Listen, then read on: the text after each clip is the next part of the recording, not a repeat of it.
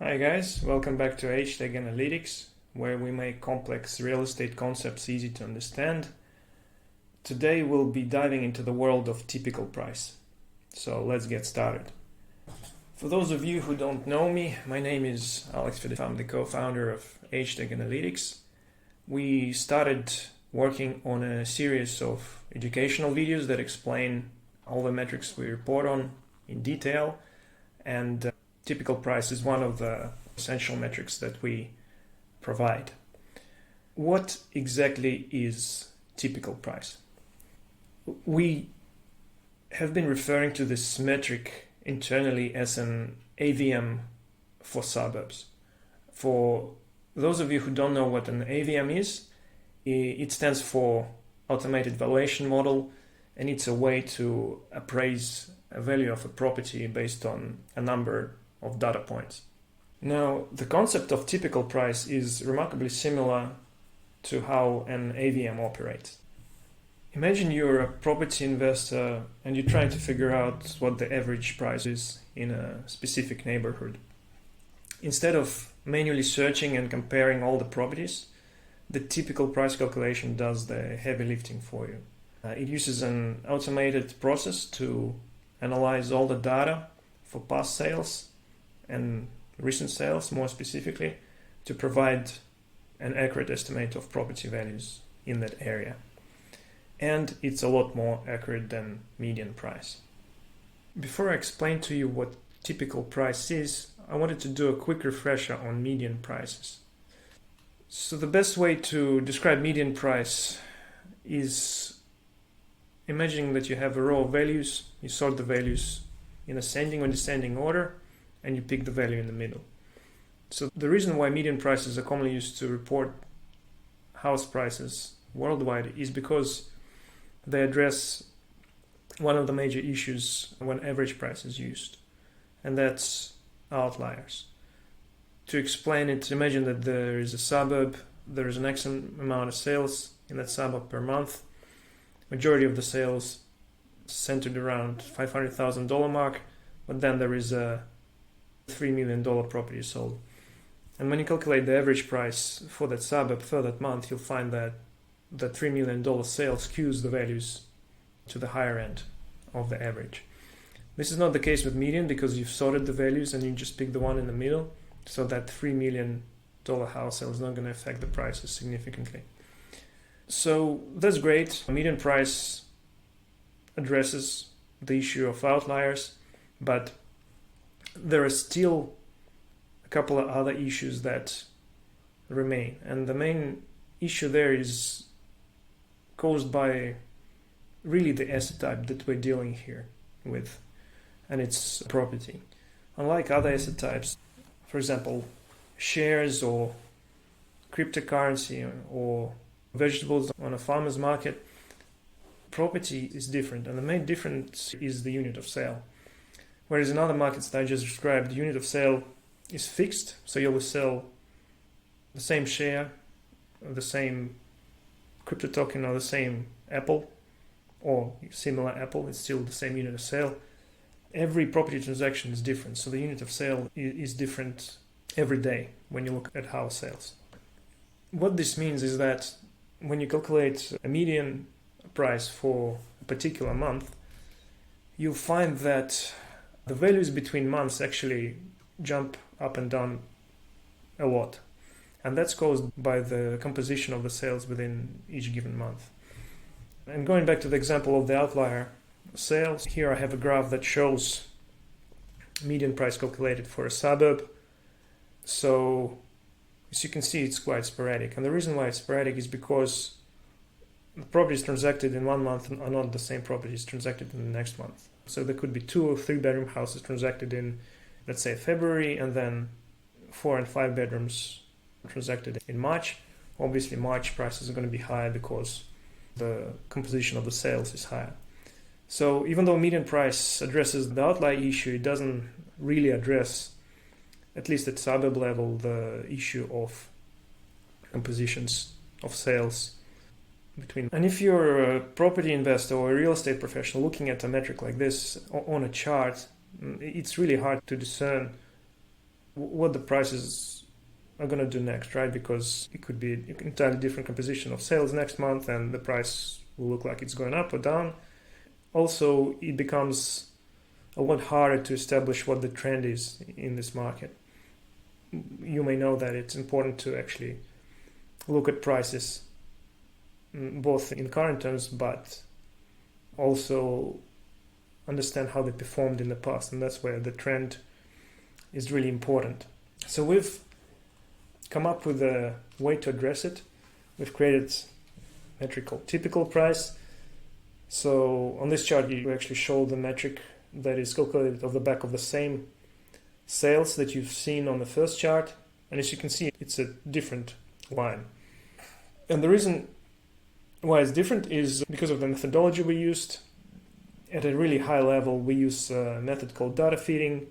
This method, instead of calculating values for each individual month, uses the full length of the data that we have and tries to fit the monthly values to sales. So we don't look at each month in isolation, it's trying to fit the data on all the sales that we had in the past and in the current month. This results in a, first of all, more accurate trend view. You can see what the trend is a lot easier on this chart. Also, it is a lot better at establishing the current value. So the value at the end here is a lot more accurate than you would get with median price. And it's just because it takes a lot more data to calculate that value. One common comment that we get from our users is, I've been looking at median prices on other platforms and they look nothing like this sporadic time series that you're showing on your graphs. I wanted to take this opportunity and illustrate the differences between data providers and how this metric is reported, as well as further nuance the typical price versus median price. So here I've opened up a Suburb profile for Bayview, which is located in Northern Beaches, Sydney. I've got a tab for realestate.com.au, a tab for domain, and a tab for HtAG. Let's start with realestate.com.au first. So you can see here that the median price series looks pretty good. There's no crazy ups and downs. But when you roll your mouse over to the latest value in the series, it actually tells you how the data is calculated. So it gives you the period, and it's May 2022 to April 2023. The median price reported here is actually based on the sales within that period. So even though it's reported for the month of April, the price is calculated based on sales in 1 year, including April. And if you keep moving your mouse over backwards, the values will roll. So this is what is commonly referred to as a rolling window median, and the window here is 12 months. Every month's value is calculated on the back of sales recorded in the past 12 months, including the last month. Your goal as a property investor is really understand what the most typical value of property sold in that market is in the current period. And when you look at values based on the rolling window method, you're essentially looking not at the data reported for just the current month, but also the 11 months prior to the current month. It's really hard to report house prices, especially in low transaction volume suburbs, using the monthly period. And that's what a lot of data providers used to do. They just use the yearly period because it gives you more data to work with.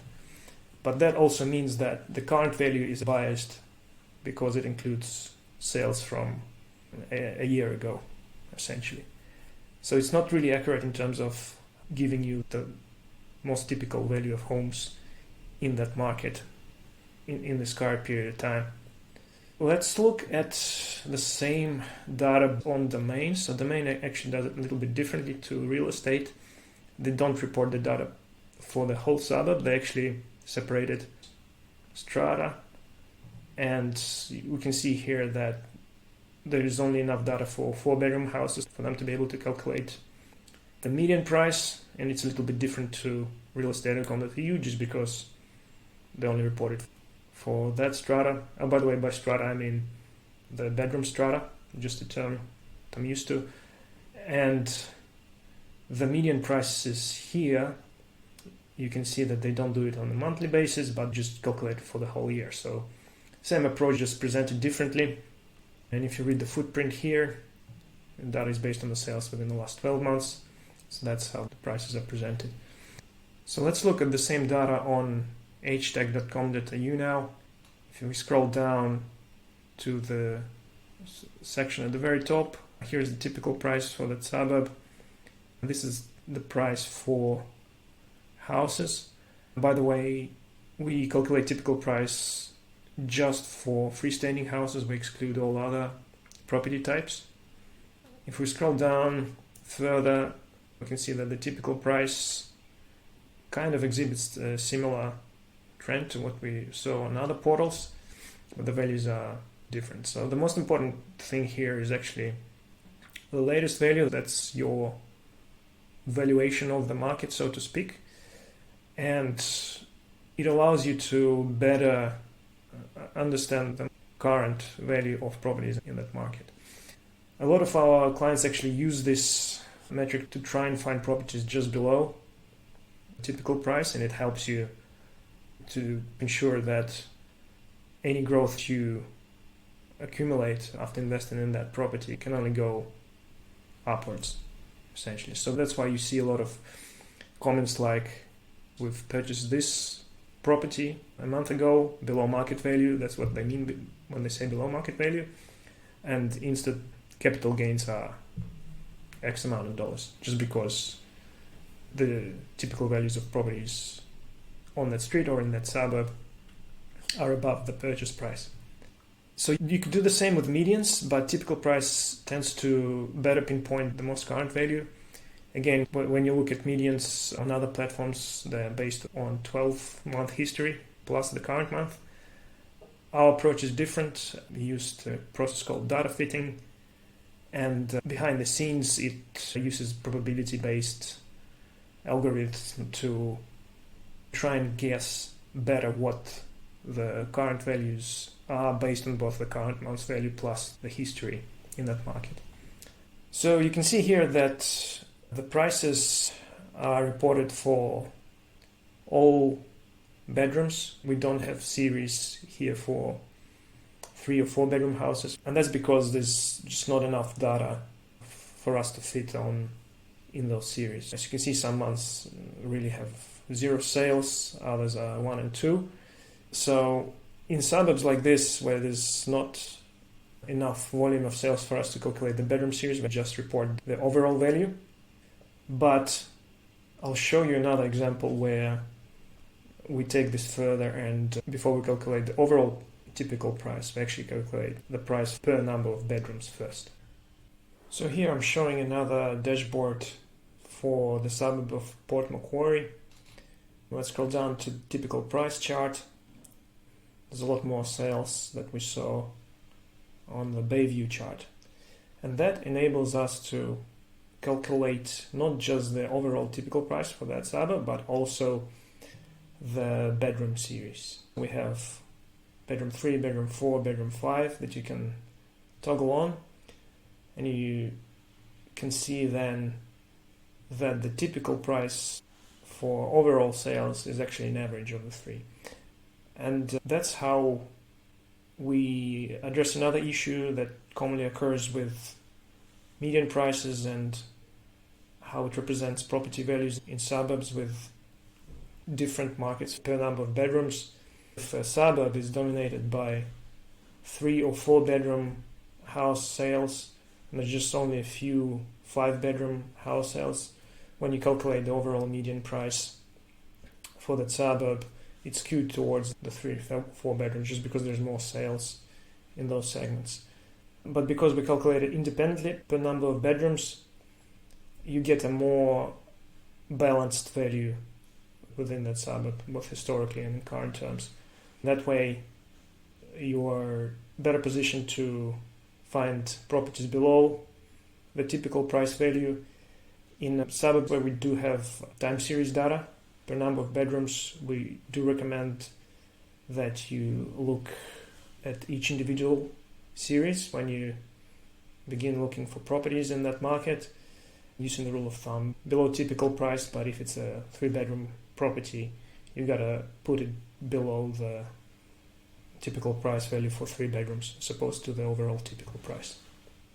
Lastly, I wanted to go over one other important aspect of typical price, and that's the revisionary nature of this metric. If you're on a website, I recommend that you go to the Education Hub. I've been showing you the articles from this hub throughout this video. I'm just going to click through to one more article and quickly explain the revisionary nature of typical price. There's a lot more information on the Education Hub.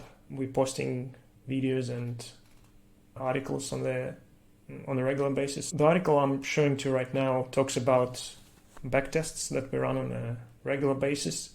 When you sign up to HtAG.com and to view the price charts I showed you, will actually have a forecast column at the end of the series. That forecast is for 2-year period in the future, and we use a backtesting process to establish what that column looks like. This article explains what the backtest is, how the backtesting process works. There's one chart here that also illustrates the revisionary nature of typical price. This is a GIF that shows both the median price and typical price for a suburb of Swan Hill in Victoria. As you can see, again, the medians are quite sporadic here, so they're essentially useless. The blue line that is moving on the chart here is typical price for the current period and shows how the current period rolls forward for 12 months. It illustrates how the backtested typical price and the forecast differs. So the backtesting process establishes the cone when we compare these two lines, the blue and the yellow line. But when you look at the historical values, you can see that there is minor fluctuations in the typical price. And that's just because of the idiosyncrasies of the process that we use to calculate the typical price values.